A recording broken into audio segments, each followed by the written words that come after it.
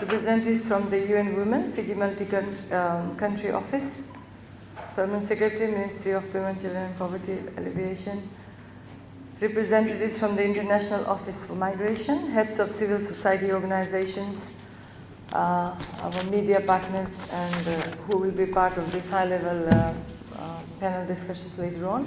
Invited guests, ladies and gentlemen, Assalamu alaikum, good morning, Nisambula Vinaka, and a very good day to you all. On behalf of the Ministry of Women and the Permanent Secretary, I welcome you to this high-level media briefing and consultations for Fiji's National Action Plan to prevent violence against women and girls.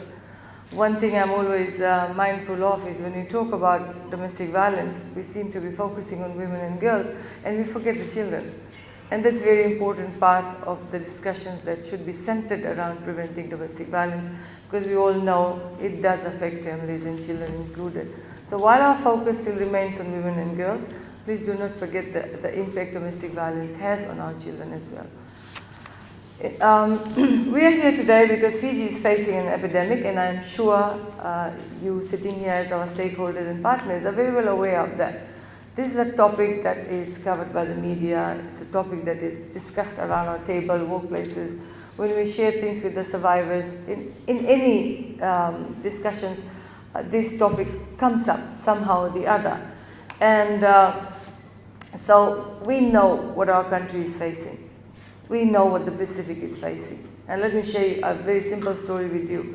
I was at a meeting in overseas some years back, and the name Fiji came up, and I had the tag Fiji in front of me. And when I had Fiji, I was like, oh, my country's name is being mentioned here at this high-level forum. But guess what they were talking about? They were talking about the high rates of domestic violence in Fiji. And here I was thinking they'll be talking about rugby or anything else, the beautiful climate we have in Fiji, the tourists, etc. But when they mentioned domestic violence, I had to hold my head down in shame. I think it's an issue that is very shameful. And shameful in the fact that we've been talking about this for years and years and years. Why are we not able to prevent it? So that's the reason why we need to have this national action plan and high-level discussions with all the sectors. And that's why the conversations regarding domestic violence must continue. It must continue. I'm not saying we are going to guarantee the end of domestic violence when we come up with a national action plan, because it has to do with behaviors, it has to do with mindsets, and it has to do with people. And people are very complex. It has to do with emotions. So it's a very complex issue that we are dealing with, and we must agree to it, that we have to take probably more serious action around it. How do we stop it before it happens? How do we make sure that our women and girls are not victims of it? How do we make sure that our men understand? I mean, I'm not saying women, I was reading something, women also lose their temper. Let's be honest about it. But here we are talking about changing mindsets about men in our community, and how do we go about finding other measures to ensure that the anger is diverted somewhere else. You walk away from it, or you learn anger management. So those are the things that we want you to talk about. And today we have the media here with you. You are very important players in this fight against domestic violence. How you report cases, which cases you report. 2 days ago I was talking to this group of young lawyers from all the 3 universities who had organized a competition earlier this year, giving their views. And we spoke to them. And the law is also a very important partner in ensuring that we are able to curb domestic violence, but that's another sector they'll be talking to. Today it's your turn, our media partners. And so in Fiji, if you look at the statistics, it's very important to have stats when you talk about issues. So in Fiji, 2 in 3 women experience violence in their lifetime. I mean, we all may have gone through some form of violence, whether our parent beat us up or our teachers beat us up, but here we are talking about intimate partner violence. And so 2 in 3 women in their lifetime experience this violence, often by the intimate partners, spouses and husbands, compared to 1 in 3 women in other parts of the world. In Fiji, 1 in 5 women have experienced sexual harassment in their workplaces. In Fiji, almost 1 in 3 girls have been physically and or sexually abused since the age of 15 years by someone other than an intimate partner. And these are the stats that I am quoting from the Fiji Women's Crisis Center National Research on Women's Health 2010 to 2011. And this is often someone girls know, like a male member of the family, an adult in the life, a neighbor, a community member, and so on. Anybody could be the culprit here. Almost 2 in 10 girls experience sexual abuse in Fiji before the age of 15 years. Again, I'm using the stats from the Fiji Women's Crisis Center National Research on Women's Health 2010 to 2011. While Fijian women and girls bear the brunt of the violence, the impact in our communities and society for generations to come is impacted, thus harming us all. This is unacceptable, and of course it requires bold and ambitious response. I mean, if you just take a second and think, have we been victims of this? Somewhere or the other we may have been. I mean, I stand here as a big victim of domestic violence. My father probably was the worst man in my life. So we have to talk about it. Talk about it so it doesn't happen. There's no shame in sharing experiences. And that's what we want, bold answers to this horrible situation. So because gender inequality is at the core of the problem of violence against women and girls, gender equality must be at the heart of the solution as well. How do we bring about gender parity? How do we bring that about? Because we live in a very patriarchal society where there's always going to be balance of power. Even if the woman was any more than them, there's always going to be that expectation from this. We've grown up with that. You're still a woman, no matter what you do. Domestic violence cuts across all segments of the society, all socio-economic class of the society. Women go through this harassment. So global evidence now demonstrates that violence against women and girls is preventable. And yes, it's preventable within years, not a lifetime. You don't need to have a lifetime to prevent gender-based violence. If an evidence-based whole of population approach is advanced, and that's what we are trying to do here with the Fiji's action plan, national action plan. This is exactly what we are doing. Last year, Fiji embarked on a historic mission to develop a 5-year Fiji national action plan to prevent violence against women and girls, making it the first Pacific Island country and only one of the 2 countries globally along with Australia. Now that is something we must be proud of. And this was done to pursue an evidence-based approach to stopping violence against women before it starts.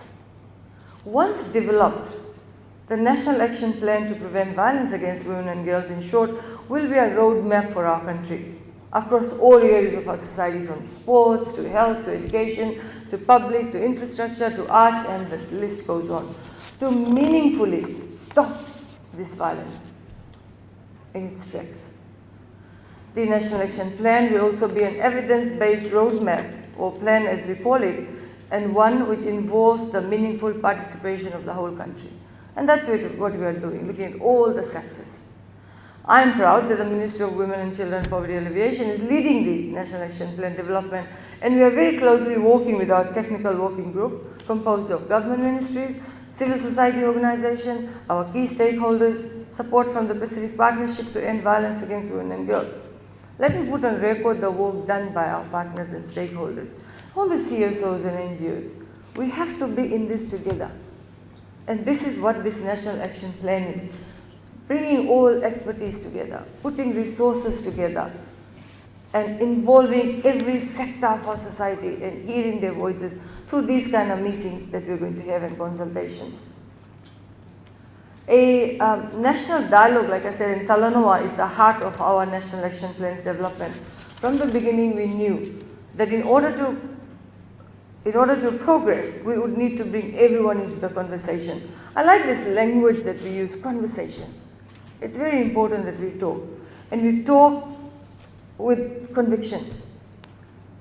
Like domestic violence matters to you. Somebody's life matters to you. Another woman's pain and suffering matters to you. That's the kind of conviction that we need from everybody. So that's why the MC said, the media, you are part of these consultations. What has been discussed here, probably apart from my speech, you have to keep it within yourself. Okay? Not that someone goes out and says, oh, this media person said that, so women are to be blamed, or men are to be blamed. There'll be discussions like that. People will come out very strongly. And that's what we want you to. Come out strongly. I believe that women should be treated equally. I believe that domestic violence should not be inflicted on any women and girl. So please talk about that freely. So today we are also pleased to be launching a report that shows the progress we have made to date in undergoing a meaningful participation and consultation process with Fijians across the country. Well, this year COVID delayed our consultations, but it did not stop our commitment in engaging the Fijians in every possible way. With a mix of in-person and virtual consultations, launch of a national online survey and engagement on social media, we have adapted and pivoted our approach to practice the value of inclusion that is fundamental in our action plan. The report encapsulates and highlights the hard work done by the technical working group, including those who you will hear from in the panel briefing today.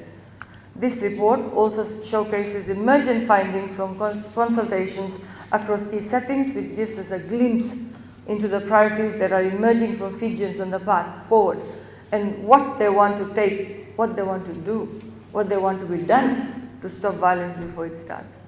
So the whole focus you hear is we are talking about before it starts, violence before it starts. That's very important. With this in mind, in the first consultations in February 2021, we've talked to over 1,389 Fijians, 56% of our target of 2,500 people across the country. We have conducted 29 consultations in 7 settings: education, faith-based organizations, informal settlements, media, you are going to be done today, sports, legal and justice, workplaces and corporations, and we are going to reach our 2,500 people target hopefully soon. And with 2 population groups, youth and people living with disabilities. That's what we mean when we talk about inclusion. And when we launched the second phase of the I Am Digital platform for our youths yesterday, the second phase includes men and women with disabilities. And that's very important. Across all 4 divisions, including Bengal, Lau, Kandavu, Lautoka, Tavua, and many, many more settings. We utilize 3 strategies: in-person consultations, virtual consultations, and national online survey. With almost 2/3 of the participants being women and approximately half being young people between ages of 15 and 25, we look forward for more men joining in our consultations. And because we cannot have these conversations without the men. So as I look around, we have a lot of males from the media sector here, and that's a good news for us. I'm also pleased to introduce our interactive video and gallery of consultations that give a glimpse into the consultation process. We are into the final stages of the 16 Days of Activism. During this year's 16 Days of Activism to end violence against women and girls, the team behind the scenes of Fiji National Action Plan's development has supported a number of consultations, including the faith-based community, again, workplaces and corporations, today, you, our media partners. Let me say thank you to all the NGOs and CSOs and all those people who have been, marking these 16 Days of Activism. I've been following you on media, I've been reading the comments from the CSOs and NGOs, and it's very promising. That means we are all on the same page. Again, we have to have more action than talk. There has to be more action, and the National Action Plan will actually give us specific actions to deal with this. So ladies and gentlemen, the media, your role as media leaders, experts and influencers is very vital in our fight, in our effort to address violence against women and girls in Fiji. This is our second media consultations. We conducted one virtual last month upon the request of journalists, and we are convening this gathering here today to include senior news and program directors. I believe today is a great opportunity for us to openly discuss our challenges. What challenges does the media face, and how we can support each other to prevent this. More awareness. And discuss how I also mentioned this, and also to discuss how we hold each other accountable to do this work. What is the role of the media? Is it reporting? Is it sensitive reporting? Is it selective reporting? We leave it to you. Some events get your attention, some is swept under the carpet, we don't hear it from the media. That could be reasons. We want to know that. So why do you follow one incident over and over again? Why do you not follow? Maybe you don't know. Maybe you don't know something has happened. So sharing of information is also very important. The legal fraternity, the police, the justice, all come in to share that information. So, like I said, we need your ideas. Please hold our hands and see the best way forward. There is no doubt in my mind that the Fiji National Action Plan, our National Action Plan, will be very significant and a historic action plan, as it will be informed by invaluable experience. We need people to share that with us, knowledge, expertise across the diverse communities and settings in Fiji, a whole of nation approach. If we can't do that, then we should stop talking about gender equality. We should stop talking about gender-based violence if we cannot work together to find a solution. And this National Action Plan, if I may conclude, will be built upon a shared understanding of what causes that. And we are all part of that. We must be part of that, right? So let me end by saying that you are making this possible. You are making this possible, but together we are making this together. It has to be that. Otherwise, every agency, every government ministry, every CSO, every NGO will go in various directions. And this is one plan that has brought all of us together, because we only have one thing in mind. How do we prevent or stop violence on our women and girls? So ladies and gentlemen, with that word, I'd like to thank you for being here. I know you all have busy schedules, and taking time out to be on panels and discussions requires effort, and I must thank you and applaud you for that. For the media partners here, let us work together. My humble plea, let's work together, like I said, with one thing in mind. How do we stop this? It's an issue for us. It's a very shameful issue for us. Let's put it that way. It's not a laughing matter. It's a very horrific, what should I say? It's a crime, you know that, right? It's a heinous crime, you know that. I'm not saying men are safe, we are all part of that. So if supposedly you say, what about men? What are you going to do to stop violence against men? Well, that was something that should come from you. But here we are focusing on women and girls, and like I added, the children and the family as a whole. I live with the traumatic scars of what happened to my family, with my mom and my 5 siblings. So I'm very passionate about this, and I think we need to be emotional about this as well. Because inflicting pain and suffering on somebody is just not right. It's just not human, simple as that. So let's stop it by giving us your views. How do you see that? What is the cause of it? You may say, somebody may say, women are to be blamed for that because blah, blah, blah, blah. If you want to say that, say it. But justify your statements, very important. Or you say, men get beaten too. Okay, media, you know better than that. Let us know that. Okay? So we can stop this inhumane, inhumane behavior that humans have. Let's put it this way. When you inflict pain and suffering on somebody, it's a very inhumane act. But that act is done by who? A human being, right? So let's have a good discussion in a very civilized manner. I wish you well, and I wish you all the best for the festive season. May you have a Merry Christmas, and let's have a better 2022 next year. God bless you.